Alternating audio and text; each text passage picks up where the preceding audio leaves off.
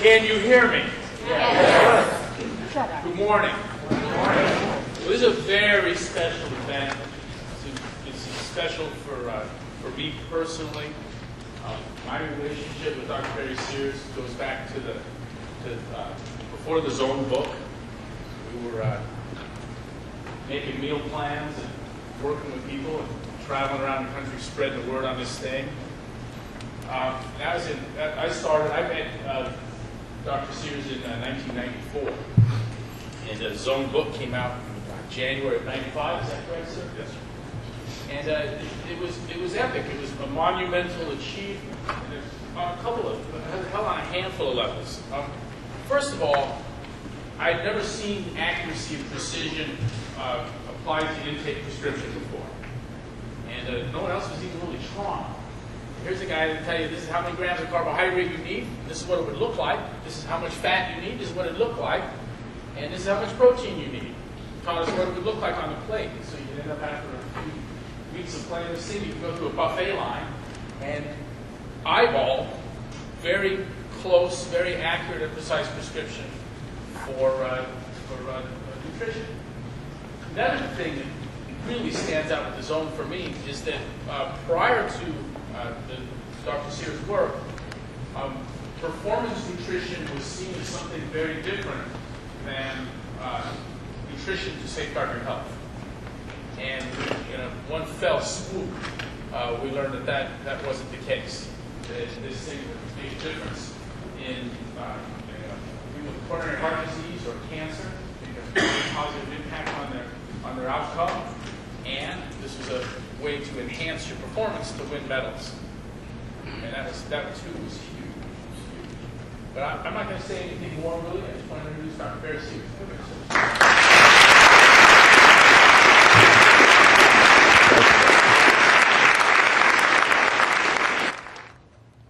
Well, first of all, I'd like to thank Greg for that very, very kind introduction. It's been a long time. As he pointed out, nearly 15 years since we first met. And for me, I've been very, very lucky relative to the acceptance of the Zone diet.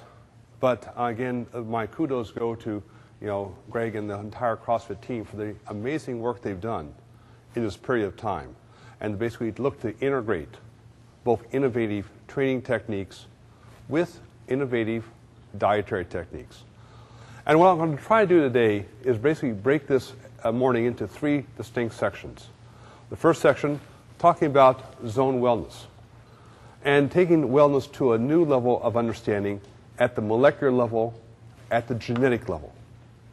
We'll take a 15-minute break after that and then talk about Zone performance, how you can apply these principles to elite athletes to dramatically improve their athletic output. And the final aspect is talking about some of the obstacles that you and your clients will face in terms of reaching peak, not performance, but peak genetic output. And after that, if you're not bored at that point, I'll take questions and answers till the cows come home. So let us start out by talking about Zone wellness. And what exactly is wellness? Well, people don't know, but I think we can define it. Define it, as I'll talk about today, in terms of inflammation and gene expression. All of a sudden, wellness sounds very high-tech, and it is.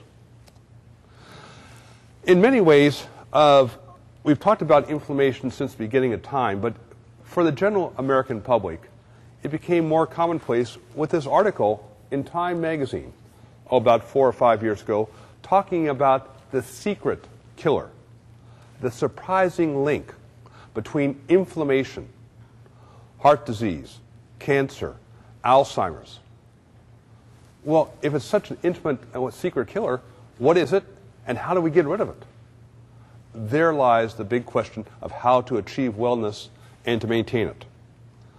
So if this inflammation is so important, why should we be concerned about it? Well, the underlying cause of virtually every chronic disease is increased inflammation.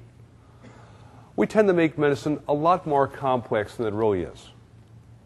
If you can control inflammation at the molecular level, you have cut the Gordian knot of chronic disease as we know it. It's also the underlying cause of the aging process. That's what makes us age. Increased inflammation. Which means controlling inflammation will be a lifelong struggle. So if this is such an important aspect, what exactly is inflammation?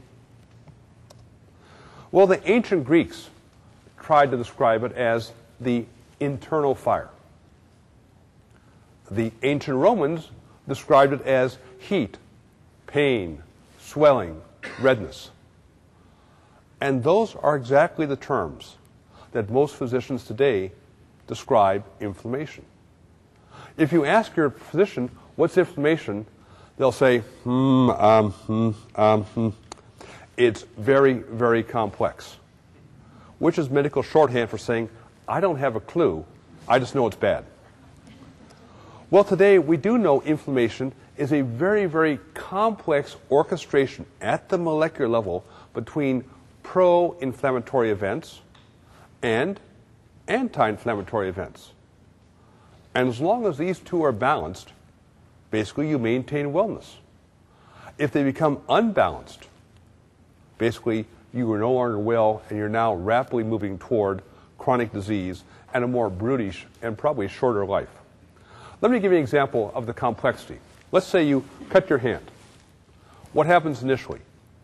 Pain, swelling, redness. That's the pro-inflammatory attack phase.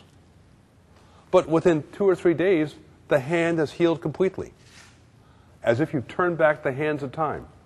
That's your own internal anti-inflammatory healing phase.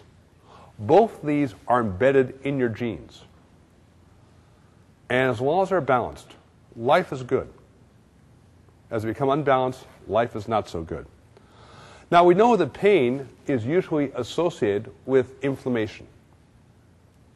Something hurts. That's why you see a doctor. And we know this pain is mediated by a distinct group of hormones called eicosanoids. Never heard of it? That's okay. Most physicians in the country have not heard of it either, even though the 1982 Nobel Prize in Medicine was awarded for understanding how these hormones known as eicosanoids control chronic disease. And how do we know that these hormones are key in inflammation? Because virtually every drug we use today to treat inflammation, an aspirin, a non-steroidal anti-inflammatory like Motrin or Aleve, or COX-2 inhibitors, or even corticosteroids, they have only one mode of action. They reduce the levels of the eicosanoids that cause inflammation. That's how they work. Now, why are we basically stuck with inflammation? Well, if we didn't have it in our bodies, we'd be sitting ducks in a very hostile world. Because we have to have a strong, robust inflammatory response in case we're attacked. We're invaded by microbes, bacteria, parasites, fungi. If we didn't have a strong immune system to fight these off, we'd be basically dead men walking. Another thing that turns on the inflammatory response are injuries. Let's say you twist your ankle. What happens initially? Pain, swelling, redness. Because basically that's a break in the system. And the same inflammatory responses can now basically destroy the damaged tissue.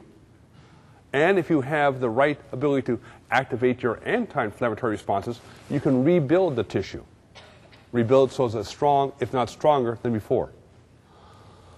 But as we have new breakthroughs in molecular biology, we're finding out one other thing can also turn on these very powerful inflammatory responses. It turns out it's our diet.